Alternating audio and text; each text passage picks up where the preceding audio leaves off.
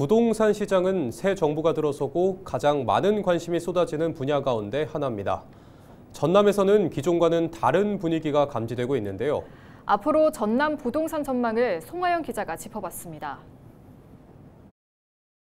전남 대표 신도심으로 꼽히는 순천 신대지구의 한 아파트입니다. 84제곱미터 기준 지난 4월 평균 4억 6천만 원에 거래됐습니다. 지난 2023년 6월 5억 원까지 오르다 점차 하락세를 보인 뒤 지난 2월 저점을 찍고 소폭 상승한 것으로 나타났습니다. 인근 또 다른 아파트도 마찬가지입니다. 최고 4억 5천까지 호가하던 가격은 1억 원가량 떨어지더니 올해 들어 조금씩 오름세를 보였습니다. 주택 매매 거래량도 이와 비슷한 추이입니다. 지난해 11월 2,200여 건에서 점차 감소하다 3월부터 다시 회복세를 보이기 시작했습니다. 가격 같은 경우는 작년에 많이 떨어졌었어요. 좀 바닥을 치고 그런 것들이 올해 많이 거래가 돼서 지금은 조금 살짝 올라간 좀 추세인 것 같아요. 작년에 거래가 안 되다 보니까 가격들이 많이 떨어졌었어요. 그러니까 그 저점에서 매수하시는 분들이 많았던 거죠. 전문가는 지난 2020년 전후 과도하게 올랐던 아파트 가격이 안정화를 찾고 있다고 분석했습니다. 코로나19 이후 금리가 지속적으로 오르면서 투기 세력이 빠진 데에 이어 최근 실거주 수요 비중이 높아지자 주택 가격이 보합세에 접어들었다는 겁니다.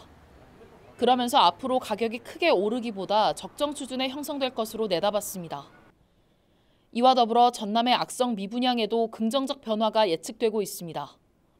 앞서 지난 5월 국내 한 자산운용회사가 광양 지역 미분양 주택을 사들이기 위한 영업 등록을 신청한 바 있습니다.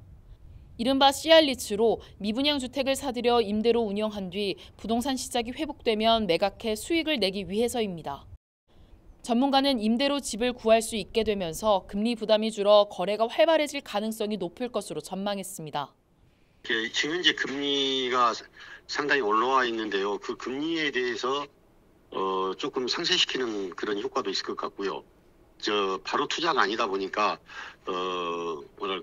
시장 자체에 대한 어떤 안정성을 더 가져올 수 있겠죠.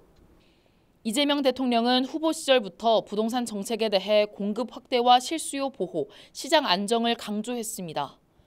전남의 경우 이미 공급이 확보된 상황에서 나머지 정책을 통해 부동산 훈풍을 맞이할 수 있을지 관심이 쏠리고 있습니다.